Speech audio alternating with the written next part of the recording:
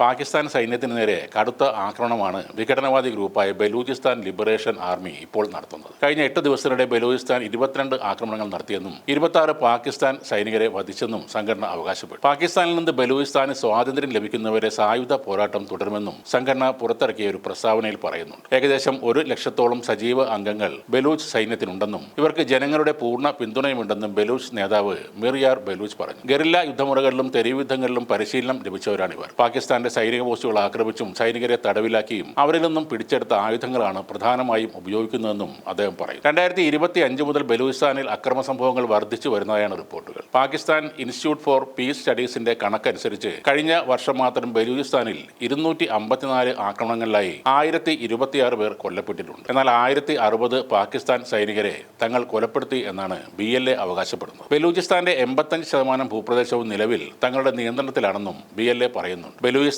സ്വതന്ത്രമായതായി പ്രഖ്യാപിച്ച സംഘടന സ്വന്തമായി ദേശീയ പതാകയും ദേശീയ ഗാനവും ഒക്കെ പ്രഖ്യാപിച്ചിരുന്നു. ബലൂജി ഫാലൂസ് എന്ന പേരിൽ സ്വന്തമായി ഒരു കറൻസിയും ഇവർ പുറത്തിറക്കിയിട്ടുണ്ട്. ബലൂചിസ്ഥാന്റെ പൂർണ്ണ സ്വാതന്ത്ര്യം എന്ന ലക്ഷ്യം കൈവരിക്കുന്നവരെ സായുധ പോരാട്ടം തുടരുമെന്ന് BLA ആവർത്തിച്ച് പറയുകയാണ്. 1948 ബലൂചിസ്ഥാൻ പാകിസ്ഥാനിൽ ലയിച്ചത് മുതൽ ഈ പ്രശ്നങ്ങൾ നിലനിൽക്കുന്നുണ്ട്. ഈ കഴിഞ്ഞ മാർച്ചിൽ കൊറ്റയിൽ നിന്ന് പെഷവാറിലേക്ക് പോവുകയായിരുന്ന ജാഫർ എക്സ്പ്രസ് BLA തട്ടിയെടുത്തത് ലോക ശ്രദ്ധ നേടിയ ഒരു സംഭവമായിരുന്നു. 400-ൽ അധികം യാത്രക്കാരെ തട്ടിക്കൊണ്ടുപോവുകയും നിരവധി പേരെ കൊലപ്പെടുത്തുകയും ചെയ്തു. ബലൂചിസ്ഥാനിൽ പാകിസ്ഥാൻ സൈനികരുടെ എണ്ണം കൂട്ടുകയും കൂടുതൽ ആയുധങ്ങൾ ഉപയോഗിക്കുകയും ചെയ്തിട്ടും BLAയുടെ ആക്രമണങ്ങൾ ചെറുക്കാൻ കഴിഞ്ഞിട്ടില്ലെന്ന കാര്യം വളരെ വ്യക്തമാണ്. പാകിസ്ഥാനിലെ ഏറ്റവും വലിയ പ്രവിശ്യയാണെങ്കിലും വികസനത്തിന്റെ കാര്യത്തിൽ ഏറ്റവും പിന്നിൽ നിൽക്കുന്നതും ബലൂചിസ്ഥാനാണ്. രാഷ്ട്രീയപരമായ അവഗണനയും സാമ്പത്തിക ചൂഷണവും സൈന്യത്തിന്റെ ഇടപെടലുകളുമാണ് ബലൂചിസ്ഥാനിലെ പ്രശ്നങ്ങൾക്ക് പ്രധാന കാരണം. ധാതു സമ്പന്നമായ ബലൂചിസ്ഥാനിൽ നിന്നും അവ തട്ടിയെടുത്ത് ആ പ്രദേശത്തെ മനഃപൂർവ്വം അവഗണിക്കുന്നു എന്നാണ് പ്രധാന ആരോപണം. പാകിസ്ഥാൻ സർക്കാരും സൈന്യവും ചേർന്ന് തങ്ങൾക്ക് ഇഷ്ടമുള്ളവരെയാണ്